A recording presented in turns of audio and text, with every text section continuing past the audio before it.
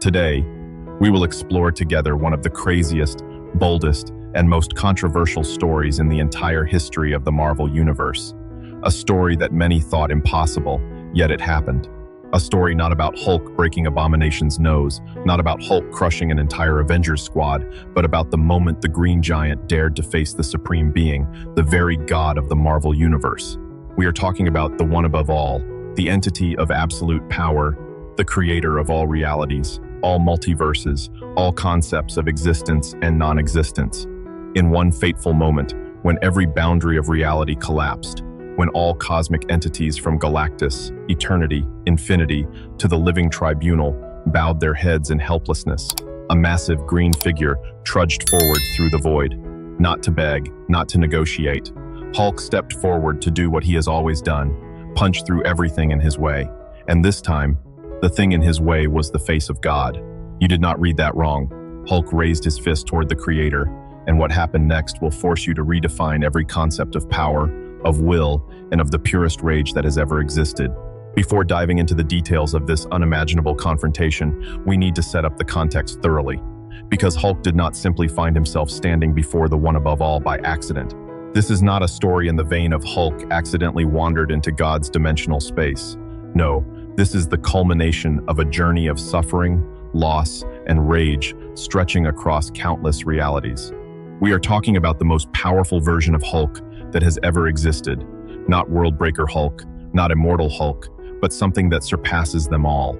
The one below all Hulk, also known through the iconic storyline Immortal Hulk by Al Ewing. The counterpart to the one above all, the supreme being, embodiment of creation, love, and light, is the one below all, the embodiment of destruction, hatred, and absolute darkness. But here is the terrifying twist. They are not two separate entities. They are two sides of the same coin. The one below all is the suppressed rage of God himself.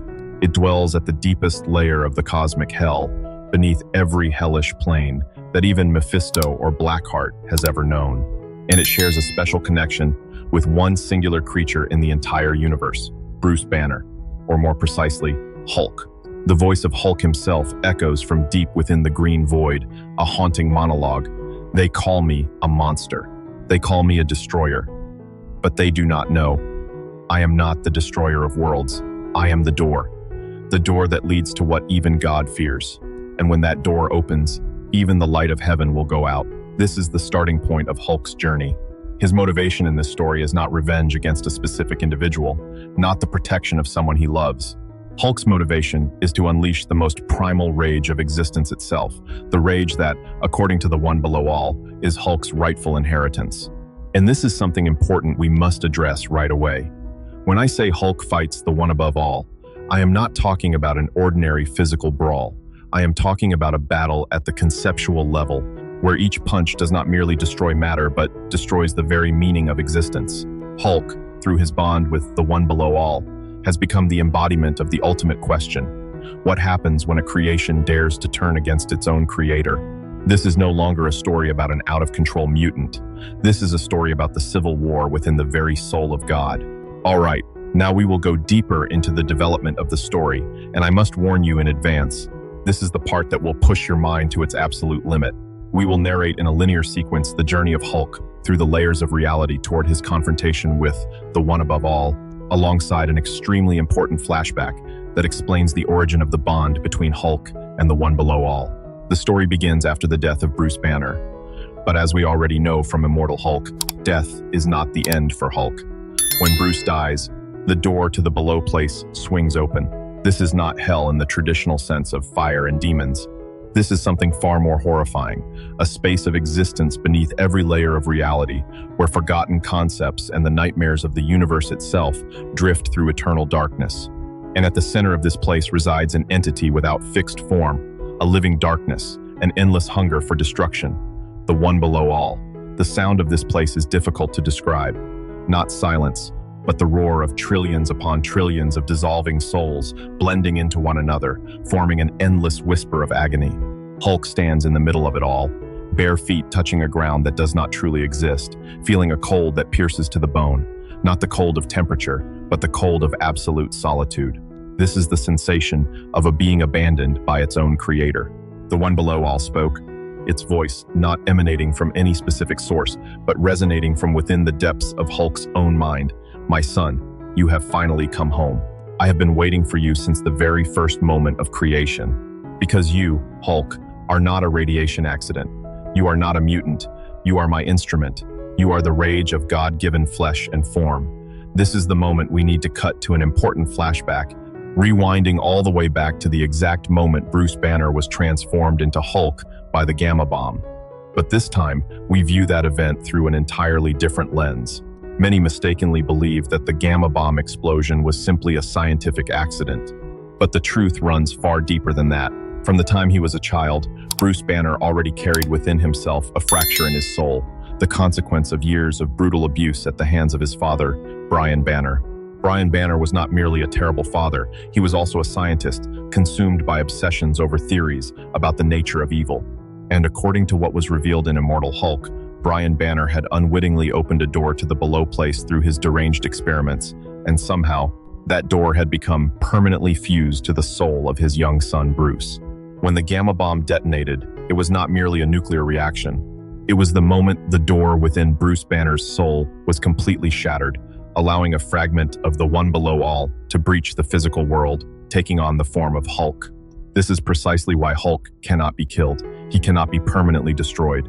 Because he is not a purely physical creature, he is a part of the Creator himself, the dark part, the rejected part, the part that contains all the rage God has never wanted to acknowledge. Let us analyze this for a moment. Why is this such a crucial twist? Because it completely redefines the relationship between Hulk and Bruce Banner.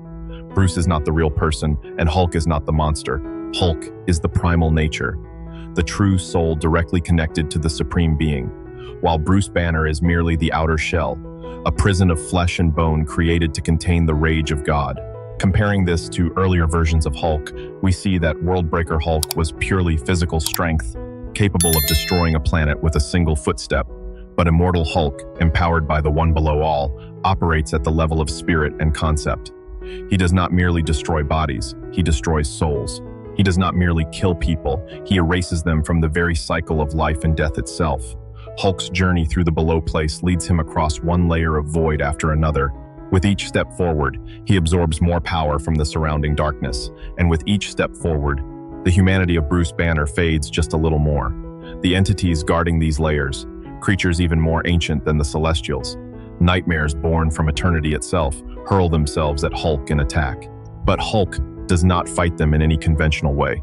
He simply looks at them, and beneath Hulk's blazing green gaze, those entities dissolve, not into ash and dust, but into shattered fragments of memory, echoes of universes that died long ago. This is not the power of destruction. This is the power of non-recognition. Hulk, as the representative of the One Below All, possesses the ability to deny the existence of anything at all, because if God can create, then his darkness can erase. The moment, I believe, stands as one of the boldest and most insane confrontations in the entire history of Marvel Comics. Having passed through every layer of reality, Hulk finally stands before the last gate. A gate without any defined shape, only a current of white light so pure it is painful. A light that contains every answer, every truth, every beginning and every end. This is the dwelling place of the One Above All. And in the moment Hulk steps through that gate, the entire Marvel Universe, from the subatomic quantum world to the most distant realities imaginable, trembles. Doctor Strange collapses inside the Sanctum Sanctorum, eyes bleeding because he cannot withstand the energy flooding through the dimensional planes. Galactus, somewhere at the outer edge of the universe, stops and turns his head, and an emotion he has never known across billions of years of existence rises across his face. Fear. The One Above All manifests before Hulk. He has no fixed form. For each being, he appears in whatever shape they are capable of understanding. And before Hulk, the Supreme Being appears in the form of Bruce Banner.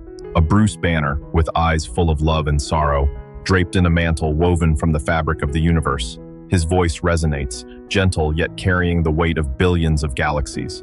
My son, you have traveled a long road, but you do not need to do this. Release your rage. Come home. But Hulk does not stop. His green eyes blaze more fiercely than they ever have before.